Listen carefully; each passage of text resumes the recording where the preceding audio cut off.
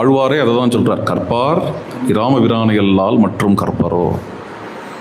அவருடைய கல்யாண குணங்கள் நாம் கற்க வேண்டியவை என்கிற ஒரு அற்புதமான விஷயம்.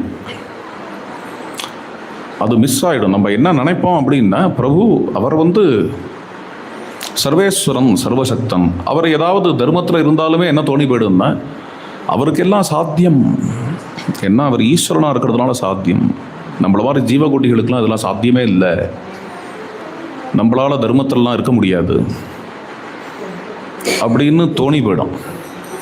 ஆனால் இங்கே எதிர்பார்ப்பு என்னென்னா, அவரை மாதிரி பித்ருபக்தி மாத்ருபக்தி சத்தியனிஷ்டை ஏகபத்னி விரதம், அவரை மாதிரியான தர்மங்களை நம்ம அனுசரிக்கிறது, அவர் எப்படி நடத்தி காட்டினாரோ அது மாதிரி நடந்துக்கிறது அப்படிங்கிறது தான் வால்மீகி ராமாயணத்துக்கே பர்பஸ். அது குலைஞ்சிடும், அது காவியரசம் குலைஞ்சிடும், அதுவும் உண்மைதான். அது ரசிக்கவே முடியாது. காவியரசம் அவர் என்ன ஒரு காவியரசத்தை அங்கே நிர்தாரணம் பண்ணுறாரோ அதுவே கொலையுங்கிறது ஒரு பக்கம். அதுக்கு மேலே தர்மஸ்ரத்தையும் அது அதர்மமாயிடுவான்னு சொல்ல மாட்டேன் நான், அதுக்காக சொல்ல வரல. அவர் எது மாதிரி தர்மத்தில் இருக்காரோ அது மாதிரி தர்மத்தில் நாம் இருக்கணும் அப்படிங்கிறதுல உள்ள ஒரு கிரிப்பு, அதுதான் கிரிப்பு. அந்த கிரிப்பு மிஸ் ஆகும். இதை மனசில் காவியரசமும் குறையும். காவியரசம் ராம காவியரசம் குறைஞ்சாலே தர்மத்தில் கிரிப்பு குறையும்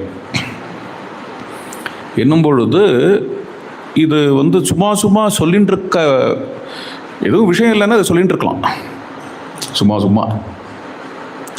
இப்போ திடீர்னு ஒருத்தர் வரார், அவரை என்ன புகழறதுனே தெரியல, அவர் இருக்காரே அவர் தான் உலகத்தையே படைச்சவர், எதையா போட்டு ரொப்பணும் அப்படின்னா யாரை வேணா அப்படி சொல்லலாம். விஷயம்தான் இருக்கே அவர்கிட்ட நாம் கற்றுக்கிறதுக்கோ அனுசரிக்கிறதுக்கோ அனுபவிக்கிறதுக்கோ விஷயங்கள் தான் இருக்கே. அவர்கிட்ட உள்ள விஷயங்களை சொன்னாலே அவரை உலகம் கொண்டாடும். அது மாதிரியான ஆத்ம குணங்கள் தான் அவர்கிட்ட இருக்கே. எதுக்காக அவரை கொண்டாடணுமோ அதை கொண்டாடாம வேற ஏதோ ஒரு ஜார்கன்ஸ் எல்லாம் போட்டு அவரை கொண்டாடிட்டு இருந்தோம்னா அவர் எதுக்காக வந்தாரோ அது மிஸ் ஆகிடும்.